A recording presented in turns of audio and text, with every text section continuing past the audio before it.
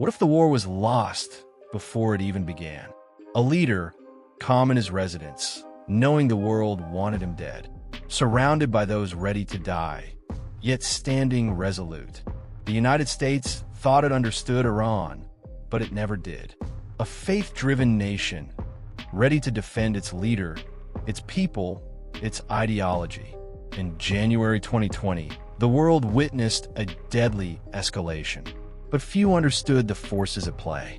On one side, a global superpower, armed and confident. On the other, a nation guided by faith, history, and the memory of Karbala. The stakes: life, death, and the fate of a nation. But what Donald Trump didn't understand is what makes a nation truly invincible. Ali Khamenei stayed in his residence, knowing he was hunted, surrounded by fellow Shaheeds, men and women ready for martyrdom. In Iran, death is not defeat, it is purpose. And when the first missiles struck Tehran, the world expected chaos. Instead, the streets echoed with chants of unity. Trump had no understanding of Shia history, of Karbala, of faith. To them, their leader is more than a politician. He is a symbol, a guardian of faith. To kill him would be like killing the Pope or the Archbishop of Canterbury or the head of the Orthodox Church. Trump didn't see it coming. He didn't understand the trap, because these were people of faith, ready to die, but unwilling to yield. Iran's strength is not in weapons. It is in faith. Faith that has survived centuries through conquest, oppression, and exile. A faith that understands martyrdom as purpose, not tragedy. This is a nation where history is alive, where the past shapes every action. To attack this nation without understanding its faith is to enter a trap, because these are people prepared to sacrifice everything for belief. Not just their land, not just their culture, but their faith itself is at stake. To understand Iran's response, you must understand Karbala.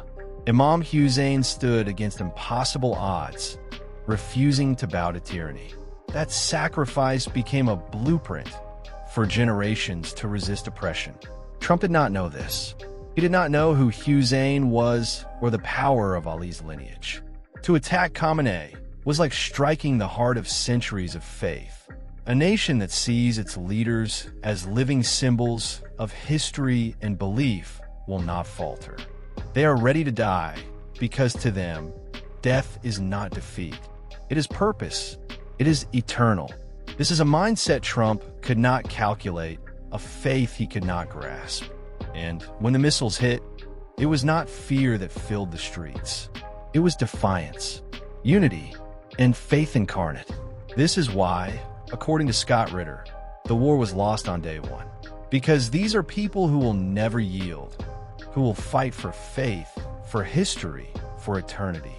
Donald Trump believed he understood Iran, but he did not. He did not know who Imam Husayn was or the meaning of Karbala. He attacked a nation without understanding the power of faith or the weight of history. The first strikes landed, but they did not break the will of the people. Instead, they galvanized a nation, unified by faith, history, and defiance. Scott Ritter, a former U.S. intelligence officer, called it a trap from day one. Trump did not anticipate the depth of Iranian resolve, the layers of belief that guide every decision. He expected fear, he expected chaos. What he received was unity. To them, Khamenei is not just a leader. He is the living symbol of faith and history. Attacking him is like striking the heart of centuries of devotion. This is a war Trump could not fight with weapons alone. Every missile fired, every strike launched, only strengthened the resolve of those who would not yield. Trump aimed for fear, but inspired defiance. This is the turning point, the moment the war was lost. Because these are people ready to die, but unwilling to surrender. Trump's miscalculation was not military. It was cultural and spiritual. A superpower faced a nation that sees history, faith, and sacrifice as inseparable. The missiles landed, the headlines screamed, but the streets told another story. The people of Iran, united by history and belief, refused to break. This is why Scott Ritter said, "The war was lost on day one." Because you cannot defeat a people willing to die for their history, their faith, and their leader. And this is a lesson the world could not ignore. The streets of Iran did not burn with fear. They thrived with defiance. They chanted not for vengeance, but for unity. Long live Khamenei! The crowd roared, a testament to faith and sacrifice. This was not just a protest, it was a declaration. The people defended more than a leader. They defended their faith, their history, their nation. Trump struck, he expected collapse. Instead, he met resistance, born not from arms alone, but from centuries of belief. This is a nation where history guides every step, where faith multiplies courage. Every strike, every threat, only strengthened their unity. Faith became armor. Belief became strategy, martyrdom became purpose.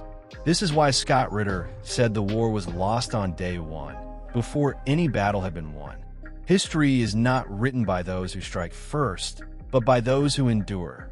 The streets of Iran tell a story of faith, sacrifice, and the unyielding human spirit. Trump misjudged a people whose strength is not in their weapons, but in their belief.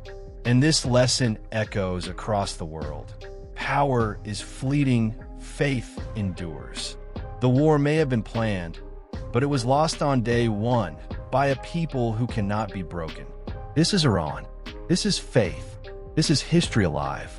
And this is a warning to the world. Never underestimate the power of belief. Subscribe to Documentary Times for in-depth analysis of faith, history, and the forces shaping our world today.